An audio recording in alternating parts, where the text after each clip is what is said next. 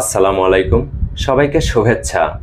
আজকে আমরা মুখস্থ ছাড়া অল্প প্রাণ এবং মহাপ্রাণ ধ্বনি নির্ণয়ের একটি কৌশল শিখব ইনশাআল্লাহ। ধরুন, ঢাকা বিশ্ববিদ্যালয়ের ভর্তি পরীক্ষায় প্রশ্ন এসেছে নিচের কোনটি অল্প প্রাণ ধ্বনি, এবং সেখানে অপশন আছে খ, ছ, ঠ, প। তাহলে আমরা কি করব? হাতের তালুটা মুখের কাছে নেব, চারটা ধ্বনি উচ্চারণ করব। ধ্বনিগুলো আমি উচ্চারণ করছি: খ, ছ, ঠ, প।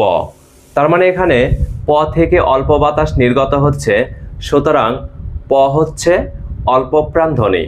আবার ধরুন, বিসিএস এর একটা পরীক্ষায় প্রশ্ন এলো নিচের কোনটি মহাপ্রাণ ধ্বনি, এবং সেখানে অপশন আছে ক, চ, ট, ফ। তাহলে আমরা হাতের তালুটা মুখের কাছে নেব, চারটা ধ্বনি উচ্চারণ করব। আমি উচ্চারণ করছি ক, চ, ট, ফ। এখানে ফ থেকে বেশি বাতাস নির্গত হচ্ছে, সুতরাং ফটা হলো মহাপ্রাণ ধ্বনি। এভাবে আমরা অল্প প্রাণ মহাপ্রাণ ধ্বনি নির্ণয় করলে কোনো দিন ভুল হওয়ার কোনো সুযোগ থাকবে না ইনশাআল্লাহ। সবাই ভালো থাকবেন, শুভকামনা।